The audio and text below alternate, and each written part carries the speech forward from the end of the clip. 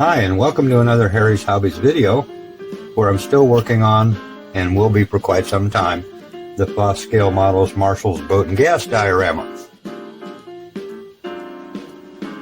Now in front of me, as you can see, I have painted the main building and the small outbuilding in a light blue and a brown. And of course this won't be quite this bright by the time the weathering and everything takes place. I have added the bracings for the front double door. And this is the double door right here. It has not been painted yet and has not been installed. And what I have done, this outbuilding, it'll actually sit on the other side, goes on like this. So along with the interior bracing that I've added, I decided to save a little bit, and this building sits on this side about like this. So I have cut out a space, and right along here is where the LED will sit to save a little time and effort. Instead of wiring two LEDs, one for each set of windows and doors, there'll be one LED that will light both sides like this. And I am ready to attach this, so I'm going to do that in this video. And again, I'm taking the Gorilla Glue, and in this case I'm going to add a bead on each side of this small outbuilding.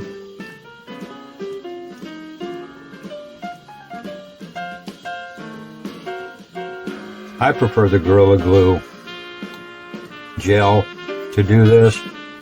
It gives me a little bit of time to line up and set things up. And I marked it with a pencil to make it just slightly easier to line everything up.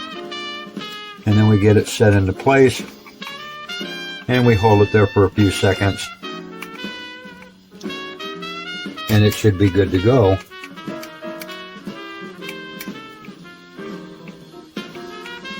Now these are just the very basic steps that I go through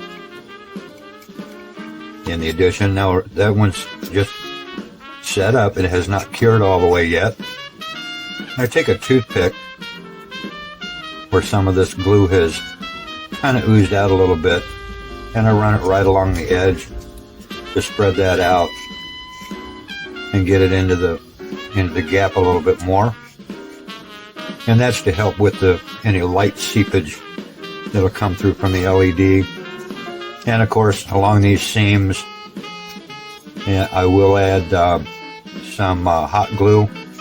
And the interior of this will all be painted black to help avoid the light seepage from the LED, because those are quite bright and they do have a tendency of glowing through.